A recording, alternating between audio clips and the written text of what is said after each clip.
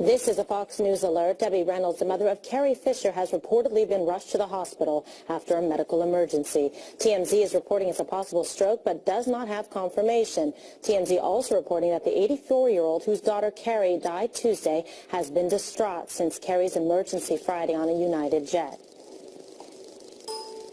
We're going to keep you posted as soon as we get more information. And meanwhile, the Obama administration attempts to mop up its mess after turning its back on our greatest ally, Israel. But it only made things worse today. Earlier, Secretary of State John Kerry delivered what seemed like a never-ending address defending the administration's decision to let the UN condemn Israel for building settlements in the West Bank and East Jerusalem. It was a stunning scene to watch America's top diplomat publicly rebuke our longtime friend. Because the two-state solution is the only way to achieve a just and lasting peace between Israelis and Palestinians. It is the only way to ensure Israel's future as a Jewish and democratic state. It is the only way to ensure a future of freedom and dignity for the Palestinian people. Regrettably, some seem to believe that the U.S. friendship means the U.S. must accept any policy, regardless of our own interests, our own positions. They fail to recognize that this friend, the United States of America, that has done more to support Israel than any other country. A short while later, Israel's prime minister fired right back. Benjamin Netanyahu outraged that Secretary Kerry would be critical of his country at a time when the Middle East is going up in flames. I must express my deep disappointment with the speech today of John Kerry, a speech that was almost as unbalanced as the anti-Israel resolution passed at the UN last week. In a speech ostensibly about peace between Israelis and Palestinians, Secretary Kerry paid lip service to the unremitting campaign of terrorism that has been waged by the Palestinians against the Jewish state for nearly a century. What he did was to spend most of his speech blaming Israel for the lack of peace by passionately condemning a policy of enabling Jews to live in their historic homeland and in their eternal capital, Jerusalem. That it's a shame that Secretary Kerry does not see this simple truth. Okay, a sharp and immediate response from Netanyahu regarding Secretary Kerry's remarks. Unbelievable. Another parting shot, a hit job on Bibi Netanyahu by the Obama administration on his way out of the office. Why? Think about what's gone down. So Benjamin Netanyahu came over here against President Obama's will. He sat down with Congress and said, I'm going to address Congress. Obama didn't like that. President Obama then turned around and tried to get Netanyahu, tried to undermine his re-election, tried to get him out of office, and then it goes back and forth. And this is President Obama taking the final shot at the expense of peace in the Middle East and our very, very important ally, the only democratic ally in the Middle East, Israel. I'm just blown away. Benjamin Netanyahu later on in that announcement said, the Palestinians reward Palestinians who murder Jews. And now we're giving them the currency, the Palestinians' currency at the negotiating table with Israel. It's insane. I don't know where our foreign policy is. Heather, the curtain has finally been pulled back on exactly how the administration feels about the Israelis. And the Secretary of State spent the majority of his time really blaming Israelis for building settlements and claiming that those settlements and that was a part of a one-state solution, that Israel essentially wanted to take all this Palestinian land, make it their own, and there would never be a two-state solution. And so therefore, the United States had to come in and save the Palestinians from what the big bad Israelis were doing. Essentially what he said.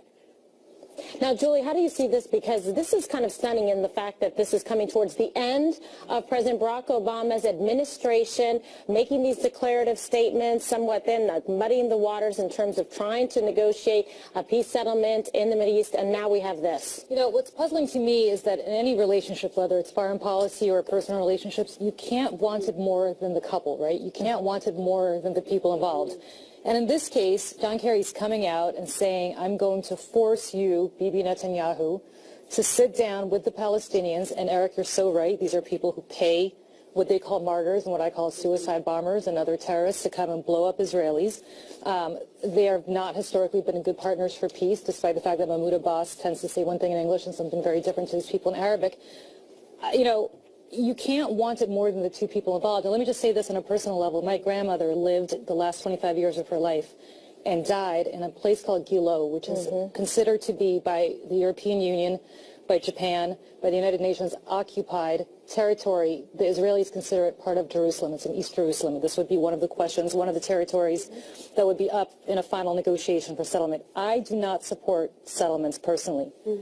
But I don't think that the way that John Kerry has gone about doing this... Well, why don't you support him? I'll tell you why I don't support settlements. I think ultimately it is in the Israelis' own interest.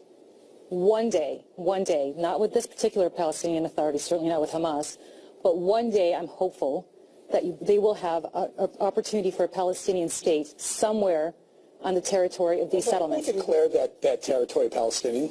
Well, first of all, there's no territory that's considered Palestinian because there's never been a Palestinian people. They think so. Ultimately, you're going to have to do something about this because if you want Israel to be a majority Jewish country, eventually, I'm not saying it's going to be tomorrow, but eventually, you will have to create a homeland for the Palestinians. Otherwise, you're going to lose the Jewish character of Israel. It's going to happen demographically. So to me, the point is this. I understand what John Kerry's doing. I don't understand what the point of it is out the door saying to two people who have no... He's defending his boss and saying nobody's been better to Israel. Maybe, but they're so afraid of the Donald Trump administration and how they will handle Israel that they tried to pull the pin on the grenade. In fact, they did pull the pin on the grenade and threw it right there in the middle of Israel today. One interesting thing to note, when you heard John Kerry speaking about Hamas, he referred to Hamas as a militant group, okay, which is very different from a terror group. By the way, the U.S. State Department considers Hamas to still be a terror group. This is the organization that encouraged attacks on Israelis. That was practically the start of a third intifada when they were encouraging them to go out and just stab civilians and run over and kill civilians with cars. And that was a huge problem that they had two years ago in 2014 and still have to a certain extent. But interesting that he used that language. Okay, so we're going to have this is President-elect Donald Trump on his remarks regarding the economy. Take a listen. I was just called by the head people at Sprint, and they're going to be bringing 5,000 jobs back to the United States. They're taking them from other countries. They're bringing them back to the United States. And Massa and some other people were very much involved in that, so I want to thank them. And also OneWeb, a new company, is going to be hiring 3,000 people. So that's very exciting. So we have a combination of Sprint for 5,000 jobs, and that's coming from all over the world, and they're coming back into the United States, which is a nice change. And also OneWeb, 3,000 jobs. That's a new company. And it was done through Massa, and a terrific guy, and we appreciate it. Okay? Mr. President-elect, did you speak with President Obama today? I did. He phoned me. We had a very nice conversation. Did you bring up any of your concerns about these roadblocks? We had a general conversation. I think the Secretary's speech really spoke for itself, but we had a very general conversation. Very, very nice. Appreciate it that he called. President, you've been critical of the UN lately. Do you want the United States to leave the UN? Are you considering that move? The UN has such tremendous potential, not living up to its potential. There is such tremendous potential, but it is not living up. When do you see the United Nations solving problems? They don't. They cause problems. So if it lives up to the potential, it's a great thing, and if it doesn't, it's a waste of time and money. Okay, thank you very much. And that was President-elect Donald Trump making some remarks. Reporters eagerly awaiting that, talking about the economy, jobs added with Sprint, and then also touching on the United Nations, which he has been critical of in the past, saying that it is a waste sometimes of money unless they live up to their potential. So sort of encouraging them to do great things in the future versus being part of the problem. Eric, your reaction? So President Obama called Donald Trump. They made it very clear that Obama phoned him. I'm sure it's something like, hey, Donald, are we good? Because this whole UN thing, you sure we're good? You sure? Okay. You think Obama cares make sure we're good? You think he cares? No. I don't think he cares. Listen, I think I think President Obama he'll care when Donald Trump starts signing all these executive orders over, undoing some of these resolutions that President Obama signed. But I got to say, I was hoping for a little bit more teeth to the economic part of the announcement. He is pointing out that jobs, what he ran on keeping jobs in America, he's doing that to get another company added to the list. list. Okay, so America first and promoting the economy here. Tell me, get your thoughts. He should do more of these type of press conferences. I mean, this one was a little brief, but it's exciting to him at least to see him stand and answer questions. But he's going to. Trump has this thing. He attacks online, and then he comes out and he's a little nicer when he's speaking in public. So he attacked the UN on Twitter. Then he comes out and he says they have tremendous potential. He says if they can solve problems, they can live up to their potential. He sees a lot of hope for the UN. So, you know, that was good. But I don't know what this announcement, there wasn't a lot of meat on the bones. This is the Sprint announcement. I don't know. But look, Sprint and another company, 8,000 jobs. We will take it. We'll take any job. I don't care if he's announcing 500 jobs or whether it's 50,000 jobs. The point is bringing jobs back, and that contributes to the optimism. And later on in the show, we're going to talk about some of the new poll numbers and how Americans are feeling about the year 2017, and they're feeling really strong about it. And so that's a good thing. Hey, it's positive, Julie. I mean, if it's your family member that has a job that they get to keep here or a job that's added, you're excited about it. This is part of the process and the progression forward to be able to. I love it. I love the fact that Barack Obama brought, millions of jobs back. I know how much everybody around this table gave him credit for that. I'm sorry. Do we have not? No, we didn't have net job growth. I remember when he lost the jobs. He brought those jobs. You're talking about the fact that there's massive job growth under Obama, and I think you can't disprove that there isn't. Well, I can prove that there was massive job loss. Are you guys being sarcastic over there? No. What are you talking about? When people working, the net result and is the part-time jobs. The net result. Fewer Americans working now than when he was you can blame the Bush administration. Nobody was elected in the worst recession ever. Okay, all right. So many Americans have decided that it's not worth it for them to work. That they stayed home, or you have people cobbling together part-time jobs. Nobody's praying more than I am for Donald Trump to make America great again, to bring all these jobs back. I can't wait to watch him do it, and I hope he does it. That's all I can say. Let's end on that optimism and see if we can tackle the problems in Israel right now, shall we? Let's see if the producers can get this ready. There's an additional piece of sound from Benjamin Netanyahu saying that it has absolutely incontestable evidence that the U.S. was behind the UN vote. Listen to this. Israel hopes that the outgoing Obama administration will prevent any more damage being done to Israel at the UN in its waning days. I wish I could be comforted by the promise that the U.S. says we will not bring any more resolutions to the UN. We have it on absolutely incontestable evidence that the United States organized, advanced, and brought this resolution to the United Nations Security Council.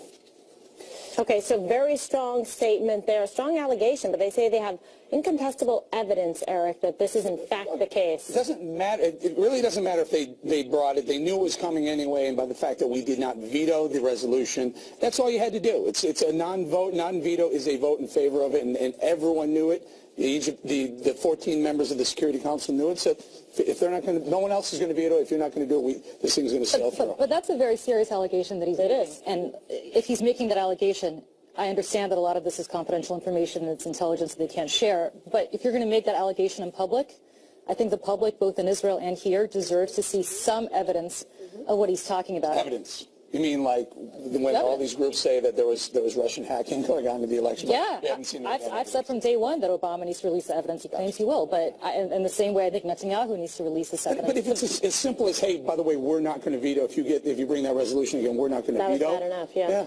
That's all you need. Got it, but you're making a very serious allegation, and I think, again, if you're making that kind of allegation, this is exactly like the Russian hacking, there needs to be some sort of declassified information that both our country and the Israeli public deserves to see. When the Prime Minister, our greatest ally, is making an allegation against our president, I think we need to see what it is. And I'm wondering why they're not handing it over now. If they have this information, why not give it to the incoming Trump administration, and why not give it to the Obama administration, and then make a portion of that public so we all know what they're talking about. Exactly right. But what Eric said, it doesn't really matter.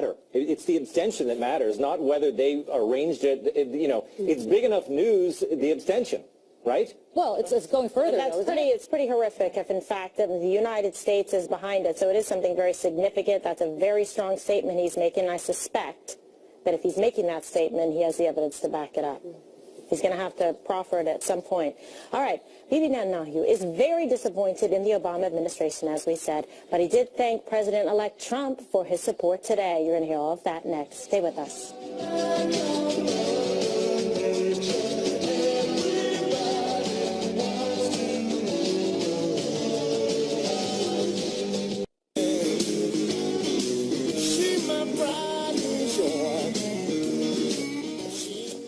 back now to the Obama administration's pathetic defense today for throwing Israel right under the bus, the wheel on its neck, on her neck, on Friday at the United Nations. President Obama may not have Israel's back, but President-elect Donald Trump made it crystal clear he does, tweeting, quote, "We cannot continue to let Israel be treated with such total disdain and disrespect. They used to have a friend in the U.S., but not anymore. The beginning of the end was the horrible Iran deal, and now this, the UN. Stay strong, Israel. January 20th is fast approaching." Israel's Prime Minister Benjamin Netanyahu thanked him in a tweet and also in his public statement today. Israel looks forward to working with President-elect Trump and with the American Congress, Democrats and Republicans alike, to mitigate the damage that this resolution has done and ultimately to repeal it. KG, I feel good that President-elect Donald Trump has a good relationship with Benjamin Netanyahu. Absolutely. You want the United States president to have good relationships with other foreign leaders, including and most especially key allies of the United States. The fact that this is happening just right on the, the brink of him being able to become president and get sworn in, it just makes it very challenging for the president-elect because he's going to have to undo the damage that has been created, one, by the Iran deal and by this betrayal of Israel. It's significant, it is compelling internationally, and it is certainly problematic. So we have a strong democracy in the Middle East where there aren't very many of those. Yes. An ally. Well, yes, and the thing is that, so Israel's not happy with the Obama administration, but who is? You said it was a parting shot. That's a good description of it, right? And Heather, you said that their true colors were showing now, that the curtain has been pulled back. Yeah, well, on how this administration feels about Israel. How they feel about Israel. But as far as policy goes, it's meaningless. Because like Trump said, January 20th is coming up fast. If he meant any of this, he would have done it before. Why is he doing it as a parting shot? Because he doesn't mean any of it. Because it's completely insincere. I disagree with you. Yeah. Because part of it is the whole PR push. You agree with him? I agree with you. But it's the whole PR push, right? So now you have the United Nations, and we can all laugh at the United Nations, but there are a whole lot of countries in this world, correctly or incorrectly, who take them very seriously. And so the pressure builds up on the United Nations and all of those other countries to go after Israel. Israel loses us as an ally, as it did at the United Nations for the very first time, and that becomes a real problem going after. Yeah, no, I agree with you. I think this is hugely problematic. It puts the United States in a bad position. It's a position that we should never be in against Israel. And with this happening, I think it has huge diplomatic implications. Another opportunity for Donald Trump to come in and say, you know what?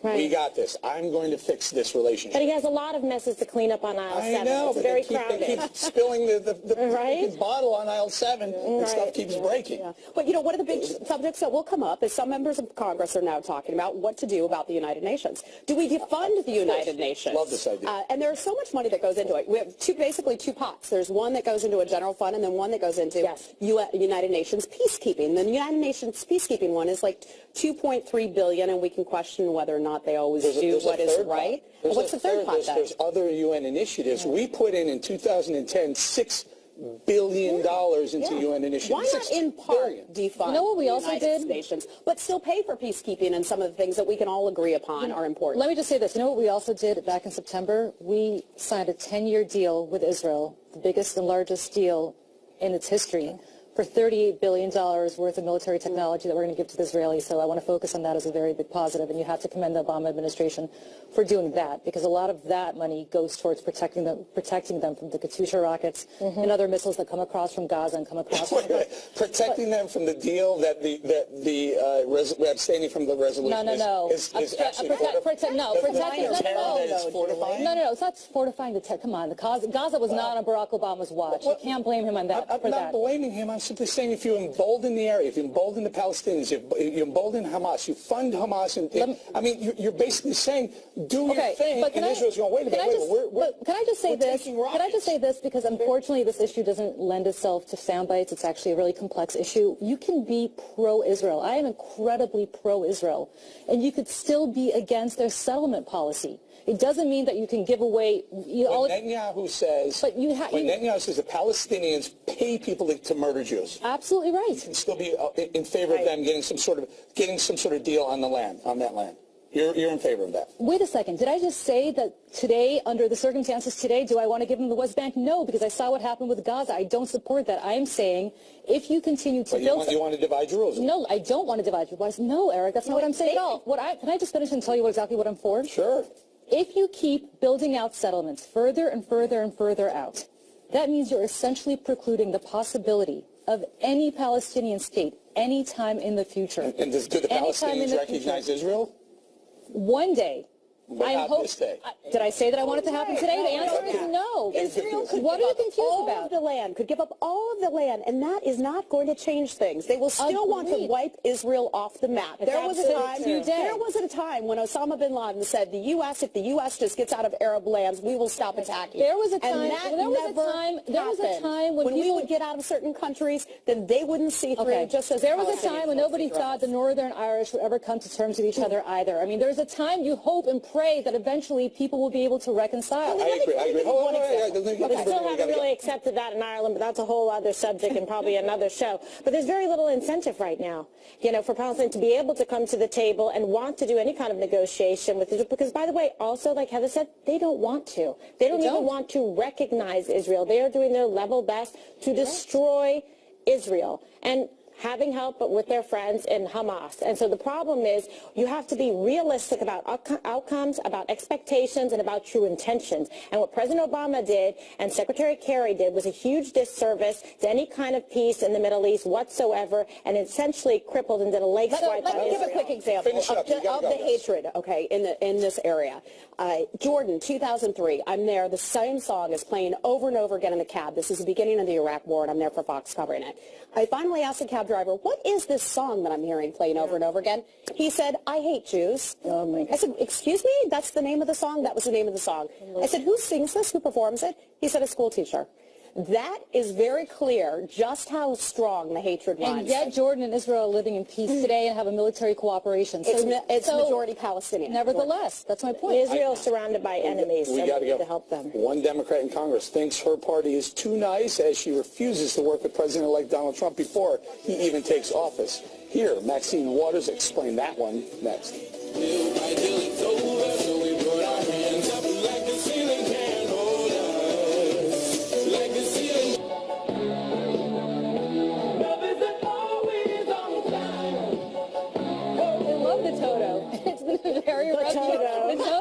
It's been a very rough year for the Democratic Party, yeah, that's for sure.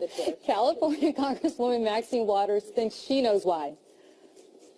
That has been a problem in my party, that when we're in power, we're nice. We bend over backwards to work with people. Waters thinks her party's problems stem from being too nice to the other side. Meanwhile, during the same interview, she indicated she's not going to be nice to President-elect Trump when he takes office.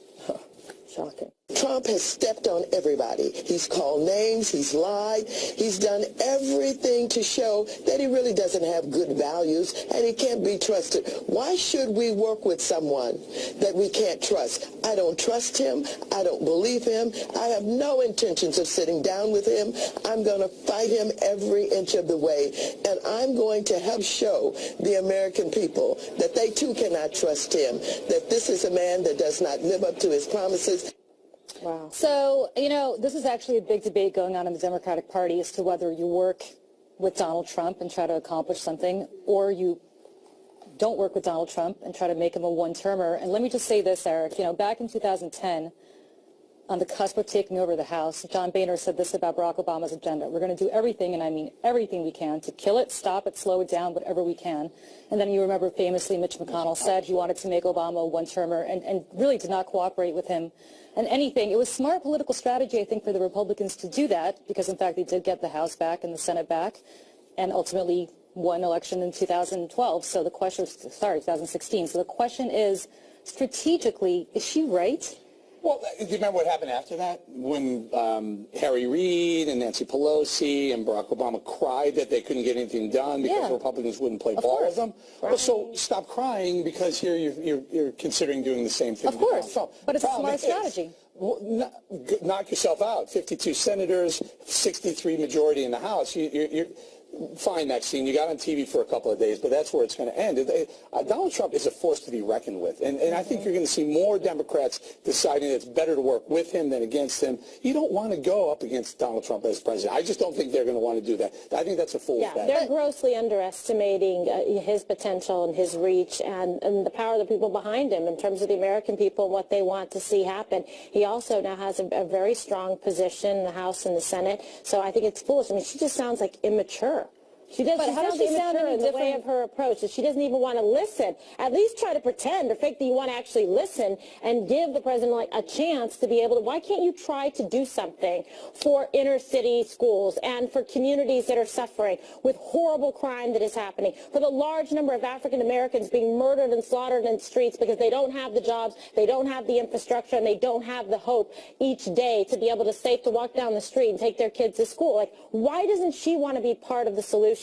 Well, she's an obstructionist. Well, but you're assuming that she's not taking her lesson and drawing her lesson from what the Republicans did, and I think successfully, Heather, did for the last 8 years. I mean, they did politically get their way. If they continue to obstruct Trump, potentially they're going to pick up seats if Trump doesn't succeed in the next few years. The party will be blamed. The Republicans will be blamed. On this issue, I think it's always a mistake to say I won't work with the other party, that we will stand up against anything that they say. I think it's a better approach to work behind the scenes and do just that, but at least go in, take a meeting, listen to them, and Donald Trump might surprise them. He's come around on some issues. He's taken different approaches than traditional Republicans have on other issues, whether it's trade or the issue of waterboarding, for example. He had previously said that he was for it, and then he started talking with Mattis and said, okay, I can see that another solution might be better. So they might surprise him. What, you're laughing and shaking your head. I'm laughing, and of course I disagree. I'm sick of people pretending they want to work together when they don't. Maxine Waters does not want to work with the Republicans ever. She didn't want to work with the Republicans in the past. She won't want to work with Trump in the future. Be honest. That's what we want people to, tell it like it is. Maxine Waters' constituents don't want her to work with Trump, so they shouldn't. If you have some people who are in swing states who want to get in and work with Trump, they can do that. But if you don't believe in Trump's agenda, go ahead. Protest all you want. I mean, that's the way we work here in America. Yeah, here's the problem for Democrats. The Republicans didn't face so much over the last 8 years. A lot of the senators up in 2 years are from states like West Virginia and North Dakota and others that Trump won. And so I predict to you that you're going to have a bunch of senators, Joe Manchin, others, Heidi Heitkamp, who have no choice but to work with Trump. And so I think Chuck Schumer is going to have... is going to be a rough go for Democrats in the Senate. Unless Maxine Waters is right and they obstruct and make sure that Trump fails, and then therefore they can blame the Republican Party for that and pick up seats. That's a legitimate strategy that Democrats are strategizing. Hey, congratulations, Democrat. Your strategy is let's hope America fails. That's exactly what the Republicans have been working on for years. They've done so well so Next, far. My goodness. The Radio City Rockettes are slated to perform at Mr. Trump's inauguration. One of the dancers is publicly voicing outrage about the high-profile gig, and you hear that drama ahead. Stay home. She wants a young American.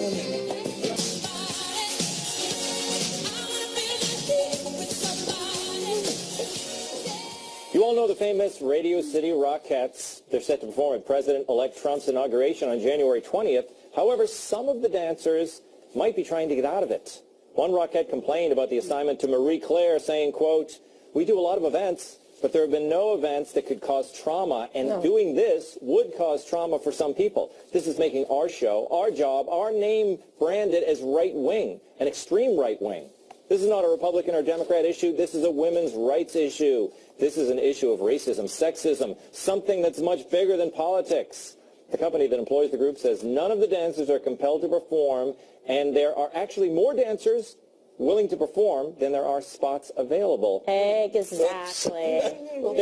Exactly. They all want to get in on the inauguration, right? Maybe the one who was against it wasn't invited to dance. I mean, it's just so crazy. She says her friend who is part of it feels unsafe or something, Kimberly. Is that what it is? She doesn't want to wear that costume. No safe spaces for the legs. Yes. Is that what it is? I don't know. I'm available if they're tight. I have a couple spots. Right, Kimberly? You got to be recession-proof these days. You got to do a lot of different jobs. You would be great out there. Thank you, Heather. You really would. Does anyone care, by the way? Does anyone care if this so-called Mary, and by the way, that's not her real name because she feared retribution when speaking to Mary Claire magazine. Does anyone really care if all the Rockettes show up? I mean, Rockettes are nice and everything. Everybody loves the Rockettes. But come on, Mary, give me a break. But Mary, quite contrary. Hold on a second. One of these people told Marie Claire, an African-American woman in the troop, she fears for her rights and her safety under an administration with reported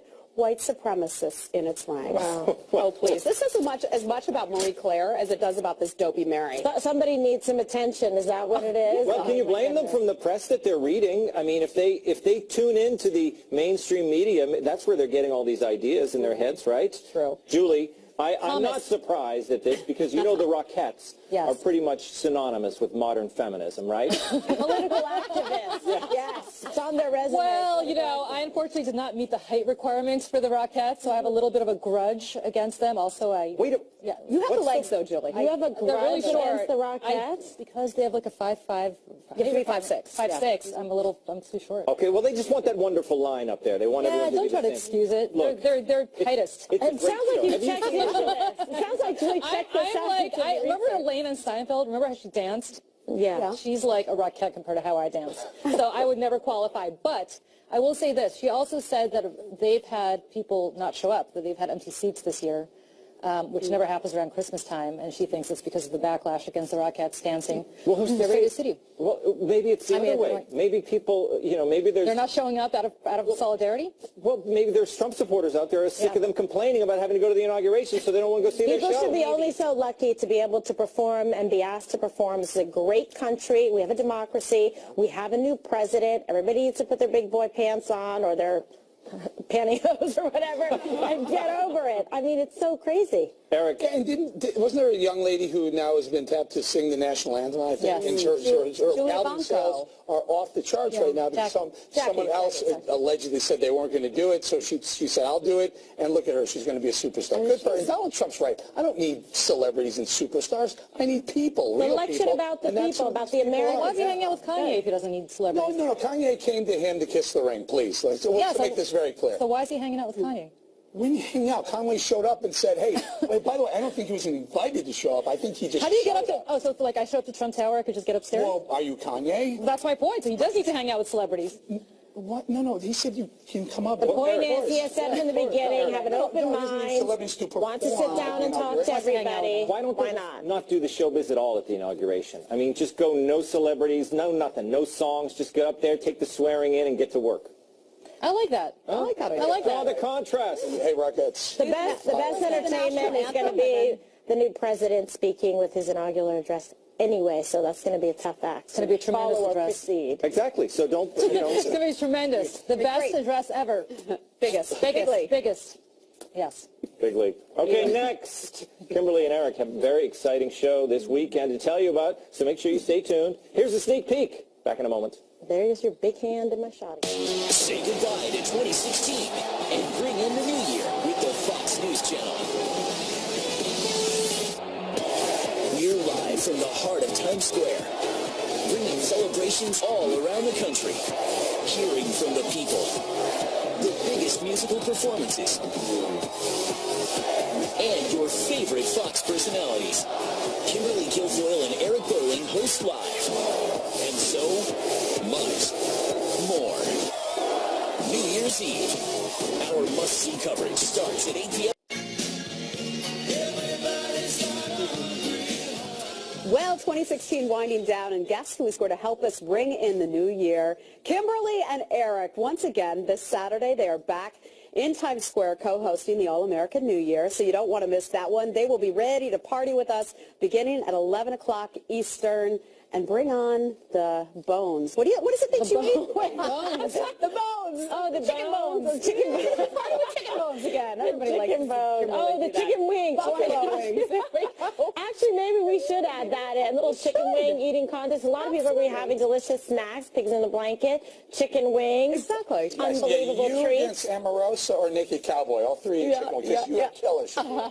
I'm a killer. Yeah, I'll take them on both. I want to tell you about how excited people are to start out the new year. There were some great new polls out, and one of them shows that people are fired up about 2017. A majority think that life will be better in the coming year. President-elect Donald Trump is taking some credit for some positive news these days, tweeting this. The U.S. Consumer Confidence Index for December surged nearly 4 points to 113, the highest level in more than 15 years. Thanks, Donald. And another poll showed that 55% of Americans say that they are optimistic about the future, and that's up 12 points from last year. Kimberly, what do you think? I love this. I feel optimistic, too, because why not? Let's just see what we can get done in this country. I'm excited about people looking forward to having some jobs, to putting America first, to stimulating the economy, to having a great infrastructure. Let's rebuild, starting with New York, some of these roads and streets out here, thanks to de Blasio. I mean, there's a lot to be done, and I think that people are really, at least the people that supported him, are enthusiastic and are optimistic, and I like to see that. And I hope that, you know, the Democrats and the liberals, right, Julie, give them a chance. I'm scared out of my mind, but I'm happy for everybody. Come on, Julie. Are you really? All joking aside, I am, well, I don't want to get depressing. Are you really? So I'm going to say, I'm going to just say, I hope you guys are all right. I hope everybody who's optimistic is right, and I will leave it at that because I want to be positive for the new year. There are some exciting things to talk about. You know, we had Carrier keeping the jobs here. I love this.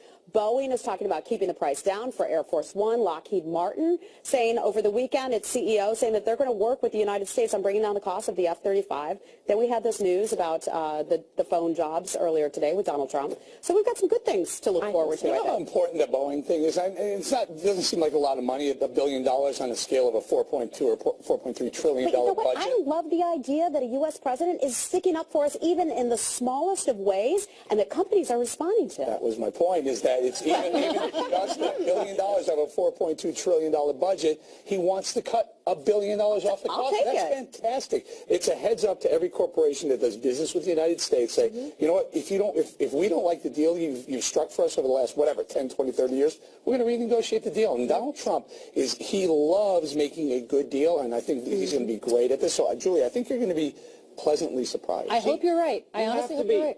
You have to be pleasantly surprised because the people have been talking Armageddon. So no matter what Trump does, he's going to exceed expectations. I mean, the way they're talking, if he doesn't start a nuclear war, it's a success for Trump. That's what I'm scared of. You nailed why I'm a little terrified. You and your friends have set the bar so low, and you've also, you've hyped up, the hysteria. Yes. That has taken hold in the American left. And just basically all the Democrats. I mean, the hysteria is at all-time highs, which means the relief that will come next fall when all is fine. When I don't die in a nuclear holocaust, I will be incredibly relieved and very happy. Oh, see? I know, but like Hillary Clinton is more of a hawk than Donald Trump. This is like a whole made-up, bizarre I don't know what Donald Trump is. That's what scares thing. me, but yeah. Really? I mean, they're worried about all the wrong things. I just don't want somebody to tweet him something that he doesn't like, and then, next thing, I hope he yada, tweets. yada, they end up with a, tactical nuclear weapon. I hope he tweets from the POTUS account. That'd be fantastic. Obama does. I'm sure he will. Yeah, that'd be great. I'm sure he will. So many people want him to stop tweeting. I hope he stays on that. I'm okay. Okay, predictions for 2017. Anybody? I hope I remain alive for Trump to lose. Oh my God. She'll lose now, raise the bar for me to exceed imminent death, sweet death. So, I feel better already. I feel more optimistic already. Thank you. Fantastic. Should we predict a fantastic New Year's Eve? Absolutely. Yeah, I'm excited because we're going to be down with the crowd. It's going to be really very cool. I mean, we're by the NASDAQ, but we're going to go down and do a little bit of the... With the people? Oh, yeah. You're going to be right there? How this came about? Last year on the top of the Knickerbocker Hotel, 55 stories Looking up. down on people, that's what you like best. Right. No, but then when we went down, stop. So KG and I went down and did the thing for Fox Broadcast at about 10 o'clock or something. And while we're down there, we're walking through the crowd. NYPD wants to talk to Kimberly, wants to take pictures. And she goes, hey, Bowling. I turn around and Vanilla Ice. She's talking to Vanilla Ice. Vanilla Ice, Jenny McCarthy, a whole bunch of people, yeah. A bunch of people were, they have the rows so you can go talk to people. It was just where we needed to be. We needed to be down there instead of up with top. Vanilla Ice. It was so fun. No, I mean, literally, there's the point is there's everybody there from all over the world. Everybody wants to be in Times Square, so we're really in the epicenter of ringing in the new year. It's everybody's bucket list. They want to come to Times Square. So many people say, oh, you're so lucky. Yes, it's going to be cold, but guess what? When you're down there, the enthusiasm, the energy, everybody is so pumped up. They've been standing there for hours just to be able to get a spot right where the barricades are, to be there and experience the whole thing. You see all the performers up close. Remember, we saw Miley Cyrus like right here, as close as you are to me, Juliana. My favorite. We'll look for you in the chicken wings. Yeah. All right, we will be watching Eric and Kimberly and the whole team of Fox News folks there on New Year's Eve. One more thing is coming up next.